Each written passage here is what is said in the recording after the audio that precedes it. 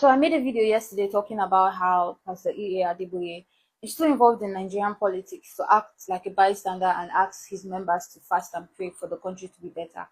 And the video made me realize two things. First, a lot of people are actually awakening spiritually when we're talking about how African pastors, especially Nigerian pastors, are one of the biggest problems we have in this country. And the second thing I realized is a lot of people don't even understand what that statement means, and so you could see them in the comment section trying to buttress their own points. Right. So I just want to make this known and try to explain myself further, because when I made the video yesterday, I was a bit scared. But seeing that this 30 days ranch challenge is actually a thing and people are actually supporting people speaking out, I feel like we should address this better. Now, a few years ago, Pastor E.A. Adeboye made a statement on his altar. He said, before the church ends, he needs somebody to donate 1 billion naira. The grace of God can give 1 billion naira. And in the power of Allah, it's only 1 billion. Such people should please see my secretary in the office tonight for a very special announcement. And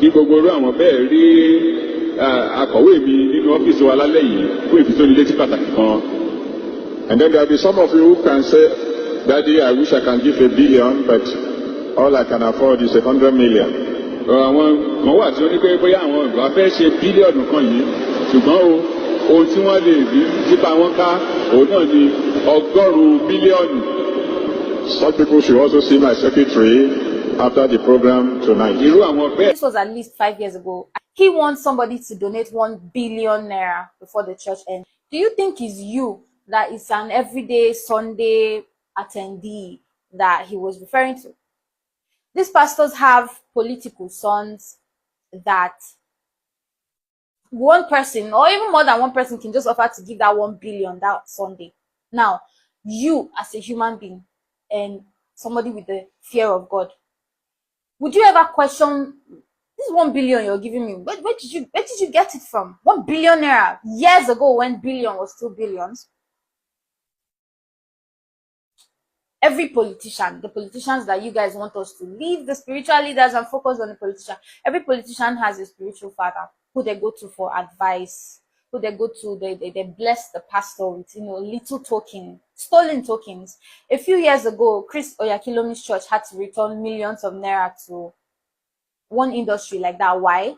Because it was proven that one of their leading staffs stole millions of naira and sent it to the church as tithes and offering. And because of that evidence, the church had to refund those millions of naira.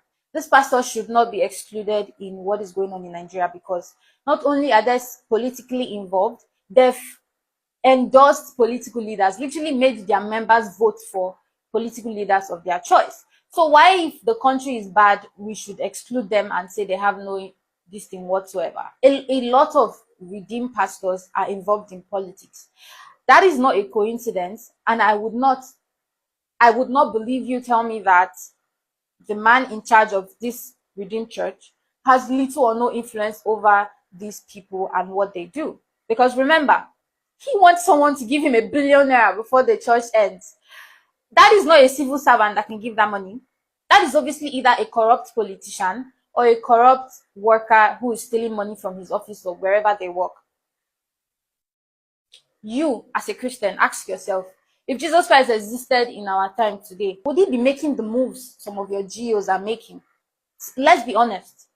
If you want to be really sincere, you realize that these men that our parents grew up, and we also kind of grew up adoring as second in command to God, again, they are just smart Nigerians who know how to play the game, enrich themselves, have slaves as members, because the video of the pastor who made his church members eat grass and stuff, those are also church members of a certain pastor. You cannot tell those members that their pastor is fake. You cannot tell those members that their pastor is just using them. They would swear on their life that you're crazy. So because your pastor does not make you eat grass, does not mean he's not on a more diabolically manipulating role in the society.